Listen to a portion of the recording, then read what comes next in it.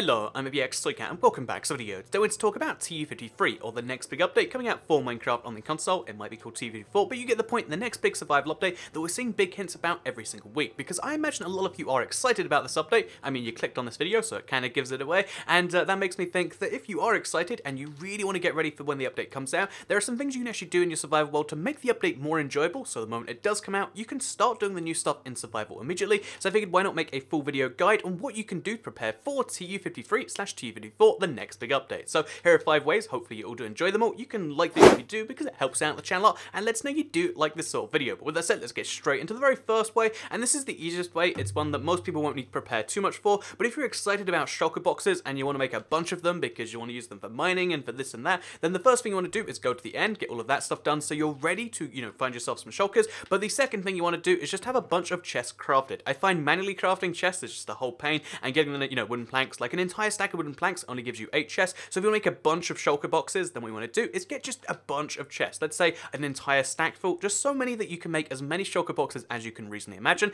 And then you also want to be ready for shulkers. If you've never fought one before, make sure you do, because after this update, they will drop the shulker shells. So right now, you can't actually get anything out of them, but after this update, you will be able to get shulker shells, and that means that you want to be ready basically for when they drop shulker shells, and you want to be ready for the chests, so you don't have to go chop down trees when you're ready to do the exciting stuff. So yeah, first thing is to get chests. It's really easy. It's something, it's the first step you should do for any of these other ones, because the second one, although it's somewhat easy, it requires a bit more work, because you want to get a bunch of sand and gravel and sand and gravel and sand and gravel to make yourself some concrete powder. So 2 of the brand new blocks coming in the next update, concrete and concrete powder, they're both really exciting in their own ways, are both crafted using the concrete powder formula of just sand and gravel. Obviously you turn one into the other, and this means that you're going to need a lot of these types of blocks, and gravel is one of these blocks that you probably shouldn't have stacks of lying around. I mean, if you have, like me, have just been storing it away in the corner, then it's kind of nice, but if you don't have any gravel lying around, you want to collect as much as you can. So, the gravel piles you see below ground, and you just kind of you shake your head at and go, why does this exist? You might want to actually go and collect it, and I know this pains me to say it. This pains me to say that yes,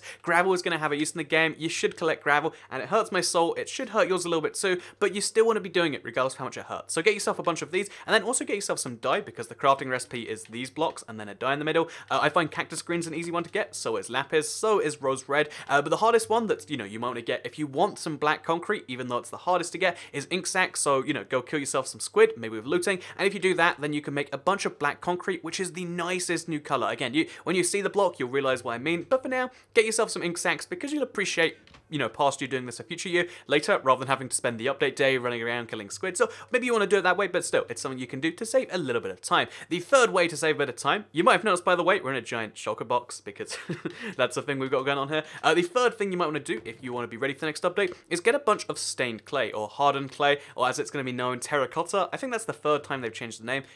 It's fine that they're changing the name, but we could just stick with this from the start. But anyway, yeah, basically, there is hardened clay, or terracotta as it will be known, is going to be extra useful in this next update, because you will be able to smelt it in a furnace, like so. Obviously this doesn't work yet, but after the update this will start working, and the result will be some glazed terracotta. So one thing I'm actually curious about, and this is a test we'll do after the update, is will this start smelting the moment I download the update, or will I have to put it back in and out of there? That's something I'll test the moment this comes out, just as a fun little fact. But yeah, in the meantime, basically, if you have some hardened clay, or terracotta as it will be known, 1, it's going to be more valuable because it's got a new name, and that's fancy, but 2, you can make glazed terracotta, which is one of the wackiest blocks they've ever added to Minecraft, and you probably want to have some of that in survival if you liked it. If you're the sort of person that says, what, Minecraft, I built everything I can build with the existing blocks, glazed terracotta, and also concrete and shulker boxes to a lesser extent, are going to really mix up the game and mix up what you can do, which is exciting. So yeah, get these things, get your furnaces ready, get lots of them. I've got 3 right here. Make 100, make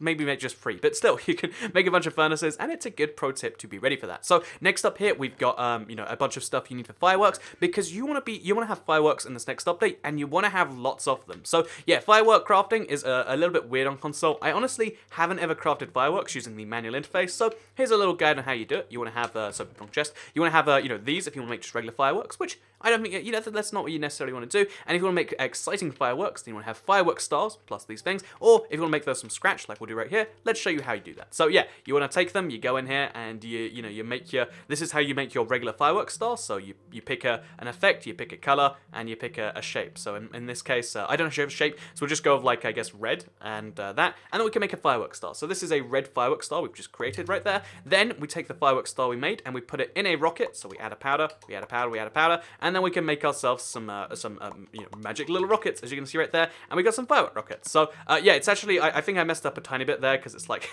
it's especially tricky to like actually make these things work, but you can make the, you can make the rockets actually work in magical ways, and if you want to do that, and you want to have this amazing little thing, then you can do that by, basically, having firework rockets is good by itself, but it's also good because it will allow you to fly your elytra. I hope I mentioned that already, like, but if I haven't, you'll be able to fly your elytra further using the rockets. What will happen is, oops, shouldn't have done that, is you can take these rockets that you have, so let's say with the ones we just crafted. I don't think these are particularly amazing examples, but because they look like they're just regular ones, but still, you can take your firework rockets, and you can actually, like, fly them, and what will happen is it will boost you, kind of like what happens when you use the thing. So, again, right now you can't even fire them mid-air, but you will be able to, and this is going to be better than firing a bolt yourself, because anyone will be able to do it. You won't need to have a punch-to bow and the expertise to hit yourself just right, because, hitting yourself isn't something we're all good at. So, yeah, instead, use fireworks. It's wonderful. Boom. Pro tip like that. So, with that said, let's move on from the firework rockets, which I definitely crafted wrongly, by the way, as it turns out.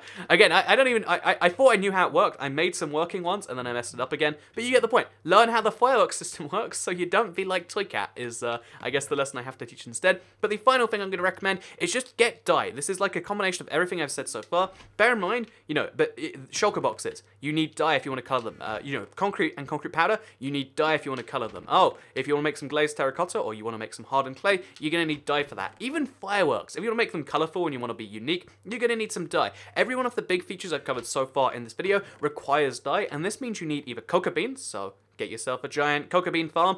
This might mean you need rose red, like I've got over here. This one is probably one of the easiest ones to get. Just use bone meal on the ground, so on and so forth. Bone meal is white dye. If you want to get a bunch of white blocks, then get yourself a bunch of skeletons. Just bear in mind, every one of these, these are different difficulties to get. Like, getting yourself some lapis is a bit easier. So I've got some over here. Getting yourself lapis is a little bit easier than getting yourself, for instance, light blue dye or orange dye or something. Getting all these, is they come in different difficulties, but just make sure you have some way to get each of them, because then you can do some amazing stuff after the update comes out. And yeah, I think the trickiest dye is probably black, but some of the other ones are also not too amazing. So just get yourself all the ingredients you need for dye, so when the update comes out, you're not farming roses or whatever. And that's what I'm going to say. This is the colourful update for the consoles. Get yourself some colours, or you won't be able to enjoy it. You need colours to enjoy the colourful update. Who would have figured? But yeah, that's a little life pro tip from this update that you might not have known. So yeah, let's move out of the shulker box and mention that these are the 5 ways I would recommend preparing for the next update. I hope you did all enjoy this video covering it. I'm currently in Russia, I believe, so let's hope that I'm still alive as this goes up. Like if you did like it, share if you really liked it, and subscribe if you're new around here, because I make videos like this one every single day on my channel, and if you subscribe, you'll see them daily on your homepage. Thank you very much for watching, and goodbye.